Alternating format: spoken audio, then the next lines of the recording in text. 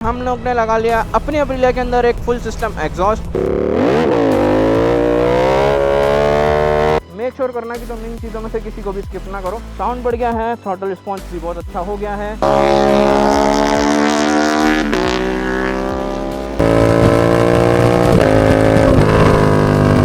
क्योंकि सब लोग एग्जॉस्ट लगाते हैं और सब लोग ट्यून नहीं करवा सकते बाइक को। सो किन किन चीज़ों का ध्यान रखना है, किन किन चीज़ों को तुम लोग को।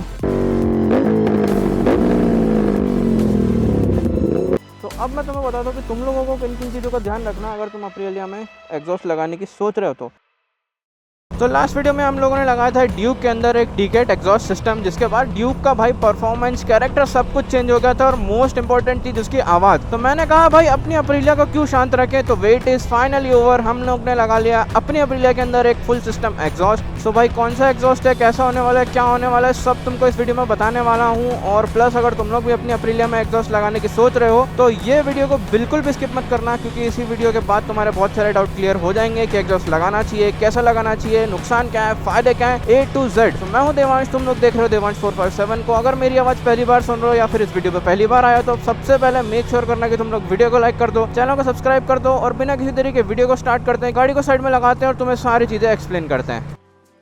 सो ये गाइस मेरी अप्रीलिया RS 457 जिसके अंदर मैंने लगा लिया है एग्जॉस्ट। तुम लोग ने बहुत कहा था कि एग्जॉस्ट कब आ रहा है, एग्जॉस्ट कब आ रहा है, कब लगा रहे हो, तो फाइनली हमने एग्जॉस्ट लगा लिया है। और जैसा कि तुम लोग देख पा रहे हो अपन ने लगाया है एरो फुल सिस्टम। तो भाई इसकी साउंड में भी दम है, इसके डिजाइन में भी दम है और इसके साथ कुछ एडवांटेजेस भी आते हैं। सो पहले मैं तुम लोग को थोड़ा सा एग्जॉस्ट के ऊपर एक्सप्लेनेशन दे देता हूँ कि कैसा है क्या है, फिर तुम लोग को सारी चीज़ बताऊंगा, साउंड चेक और जो भी चीज़ें रहती हैं, ठीक है। तो फर्स्ट ऑफ ऑल ये है एरो का एंड कैन और जो बेसिकली हेडर्स हैं ये अपने इंडियन वाले ही हैं, फ्री फ्लो हेडर्स, कोई रेजोनेटर या कुछ ऐसा सिस्टम नहीं है इसके अंदर। सो हेडर्स फ्री फ्लो हैं और एंड कैन अपना एरो का है जो कि 60 mm वाला है। तो हमें कन्वर्टर का यूज़ करना पड़ा था ताकि हमें बिल्कुल एकदम स्नग फिट लग जाए। सो फिटिंग के मामले में भाई बहुत ही बढ़िया है। यहाँ पर बस मेरे को एक कस्टम जो तुम लोग को क्लैंप दिख रहा है ये बना के लगाना पड़ा, तो उसको मैंने ब्लैक पेंट कर दिया तो ये थोड़ा भी ऑफ नहीं लगता। तो अगर हम लोग डिज़ाइन की बात करें तो exhaust is in conical design और सबसे बेस्ट पार्ट मुझे इसका लगता है इसका डिज़ाइन। और दूसरी बात ये आता है डीबी किलर के साथ। डीबी किलर लगने के बाद ये और ज़्यादा स्मूथ हो जाता है, प्लस तुम इसको सिटी में आराम से चला पाओगे। शॉर्ट कैन बहुत ज़्यादा लाउड होते हैं, लॉन्ग कैन बहुत ज़्यादा स्मूथ होते हैं, ये समवेयर इन बिटवीन आता है भाई। बट स्टिल ये मिड कैन होने के बावजूद इतना लाउड है ना कि इसका कुछ मतलब बोल ही नहीं सकता मैं। अगर मैं इसको बिना हेलमेट के चला लूँ तो मेरे कान दुख जाते हैं। तो चलो तुम लोग को साउंड चेक कराते हैं, प्लस तुम लोग को वो सारी चीज़ें बताता हूँ, क्योंकि सब लोग एग्जॉस्ट लगाते हैं और सब लोग ट्यून नहीं करवा सकते बाइक को। सो किन किन चीज़ों का ध्यान रखना है, किन किन चीज़ों को तुम लोग को बहुत ज़्यादा इंपॉर्टेंस देनी है। सो इस वीडियो में पूरा वही होने वाला है। तो चलो साउंड चेक से शुरुआत करते हैं और धीरे धीरे करके मैं तुम लोग को सारी चीज़ें बताता हूँ।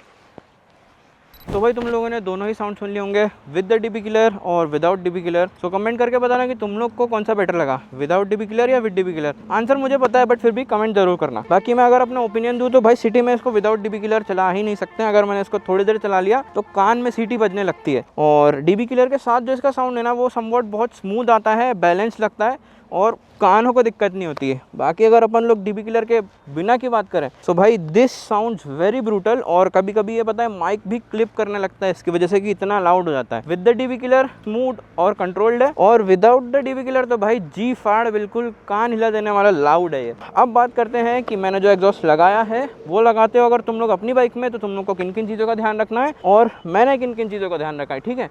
तो चलो अब इस बारे में बात करते हैं।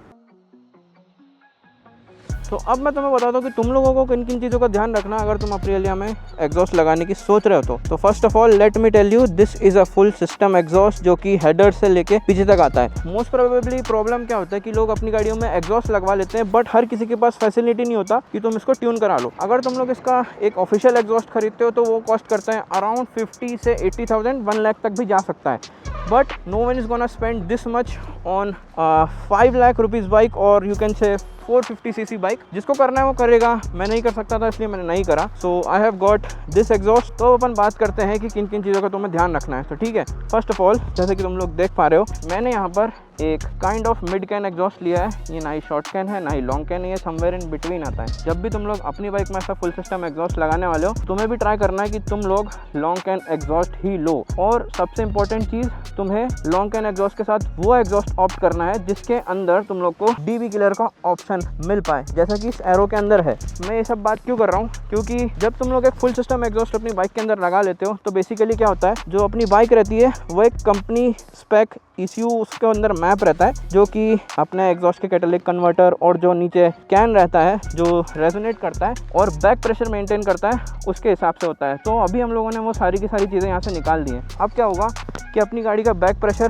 पूरा का पूरा चेंज हो जाएगा। इसी को फिक्स करने के लिए यूजुअली लोग गाड़ी को ट्यून कराते हैं जिससे कि AFR उसका करेक्ट हो जाए और गाड़ी अपनी ऑप्टिमल सेटिंग्स पे अच्छे से कंबशन करे और इंजन अच्छे से वर्क करे। To not damage your engine in long term, तुम लोगों को क्या करना है, सबसे पहले चाहो तो रेजोनेटर वाला पाइप लो या फिर तुम लोग ऐसा एग्जॉस्ट लो जो लॉन्ग कैन हो। अब मैं तो रिकमेंड करूंगा कि तुम लोग लॉन्ग कैन एग्जॉस्ट ही लो। फायदा ये होगा, लॉन्ग कैन एग्जॉस्ट का जो आउटलेट पाइप रहता है वो थोड़ा सा नैरो होता है, जिसके अंदर से एकदम से हवा बाहर नहीं निकलती है। तो वो क्या होगा कि इन सम वे वो तुम्हारा बैक प्रेशर मेंटेन करने में हेल्प करने वाला है। और अगर तुम उस एग्जॉस्ट के अंदर एक डीबी किलर भी लगा लेते हो तो वो थोड़ा सा और रिस्ट्रिक्टेड हो जाएगा, जिसकी वजह से एयर बहुत आराम से नहीं निकल पाएगी। तो इन सम वे जो एग्जॉस्ट रहेगा उसका बैक प्रेशर मेंटेन हो जाएगा। दूसरी चीज़, अपनी गाड़ियाँ या फिर जो भी आजकल मॉडर्न बाइक्स आती हैं वो अब O2 सेंसर्स के साथ आती हैं। अब इसका O2 सेंसर अंदर तो मैं दिखा नहीं सकता। बेसिकली O2 सेंसर का काम ये होता है कि वो एग्जॉस्ट गैसेस जो निकल रही हैं उनका डेटा रिकॉर्ड करके ECU को भेजता है और फिर ECU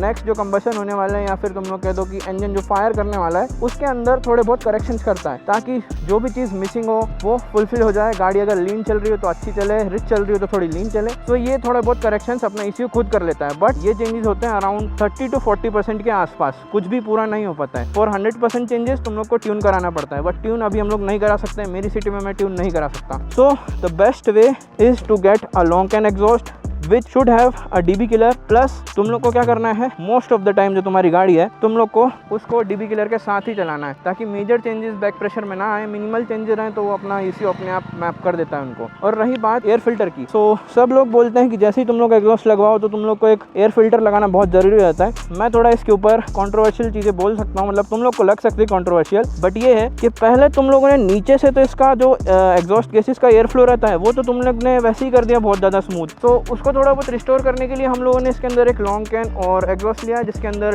डीबी किलर है। तो in some way we are maintaining the back pressure, ठीक है। बट अगर तुम लोग इनलेट पे भी, यानी इसका एयर फिल्टर यहाँ पर है, तो अगर तुम लोग इनलेट भी इसका चेंज कर दोगे तो भाई फिर तो बिल्कुल गाड़ी लीन ही चलने वाली है। ट्राई करो कि तुम लोग इसके अंदर एक स्टॉक एयर फिल्टर लगाओ और लॉन्ग कैन एग्जॉस्ट यूज करो, जिससे कि फ्रंट से तो बिल्कुल भी चेंज नहीं होने वाला है जो इसका एयर फ्लो रहता है। My best recommendations will be for the Aprilia if you are gonna install the exhaust to ride it in a stock air filter with a long can exhaust और a resonator pipe जो usually आजकल चल रहे हैं। So main focus तुम लोग को करना है स्टॉक एयर फिल्टर पे और तुम्हारे and can pay. And can long can होना चाहिए ताकि वो थोड़ा बहुत बैक प्रेशर मेंटेन करने में हेल्प करे। और ट्राई करना कि तुम लोग जब भी बाइक चलाओ, सिटी के अंदर तो वैसे भी तुम लोग नहीं चला सकते हो विदाउट डीबी किलर, तो मोस्ट ऑफ द टाइम जब तुम सिटी राइड करो या फिर ऐसी फन के लिए निकलो, डीबी किलर के साथ जाओ। This was my opinion. और अगर तुम लोग अप्रिलिया के अंदर एग्जॉस्ट लगाने वाले हो, बाकी तुम लोग कमेंट करके जरूर बताना कि तुम लोग को अभी तक का साउंड इसका कैसा लगा है विदाउट डीबी किलर। मुझे तो देखो भाई बहुत मजा आ रहा है। और फ्यूल इकोनॉमी की अगर हम लोग बात करें तो भाई फ्यूल इकोनॉमी में भाई डिफरेंस तो आया है। पहले ये आराम से 250 किलोमीटर चल जाती थी on a full tank, but अब ये मेरे ख्याल से 200 किलोमीटर के आसपास चलेगी। उसका रीजन भाई देखो सिंपल सीधी बात है कि एग्जॉस्ट लगाने के बाद कोई भी आराम से चलाता नहीं है, मैं भी नहीं चलाता। बट अब जब एग्जॉस्ट लग गया तो भाई बिना आवाज़ सुने मज़ा नहीं आता है। सो कभी भी मैं इसको रेड लाइन कर देता हूँ। हाँ, रेड लाइन से याद आया कि जब तुम लोग इसके अंदर फुल सिस्टम एग्जॉस्ट लगा लेते हो और तुम लोग ने मैप इंस्टॉल नहीं करा या फिर इसका इशू फ्लैश नहीं करा, तो तुम लोग को कभी भी इसको हाई रेफ पर नहीं चलाना है और कभी भी रेड लाइन नहीं करना है, ठीक है। इन चीज़ों का ध्यान रखना। बाकी लगाना चाहो तो इन चीज़ों का ध्यान रखना जो मैंने बोली है। मेक श्योर करना कि तुम इन चीज़ों में से किसी को भी स्किप ना करो अगर तुम तुम्हारे गाड़ी के इंजन की हेल्थ के बारे में थोड़ा सा भी सोचते हो। बाकी सर्विसिंग, लुब्रिकेशन, वो सब चीज़ें तो मैंडेटरी हैं। और सर्विसिंग से याद आया, अगर तुम्हारी गाड़ी की सर्विस आती है अराउंड 6000 किलोमीटर पे, तो विथ एग्जॉस्ट तुम लोग को वो थोड़े से पहले करानी पड़ेगी, यानी अराउंड 5000 के आसपास करा लोगे तो वो बेटर ही है। So that is it for the exhaust. और ये मेरा ओपिनियन था। ये सब चीज़ों को तुम लोग को भी ध्यान रखनी है, ये सब चीज़ों का मैंने भी ध्यान रखा था। फ्यूल इकोनॉमी कम हुई है ऑब्वियसली, बट वो राइडिंग पैटर्न पे भी डिपेंड करती है। साउंड बढ़ गया है, थ्रॉटल रिस्पॉन्स भी बहुत अच्छा हो गया है, और ओवरऑल जो बाइक का कैरेक्टर है वो अब काइंड ऑफ सुपर बाइक वाला भी हो चुका है। अभी मैं ट्राई करता हूँ, फ्लाई बाय वगैरह निकालने की कोशिश करते हैं और तुम लोग को थोड़ा एग्जॉस्ट का अच्छा वाला एक्सपीरियंस देने की कोशिश करते हैं। बाकी अगर तुम लोग को इस एरो फुल सिस्टम का एक प्योर साउंड वीडियो भी चाहिए, do let me know in the comment, तो वो भी मैं बनाने का ट्राई करूँगा और ज़रूर बनाऊँगा, ठीक है।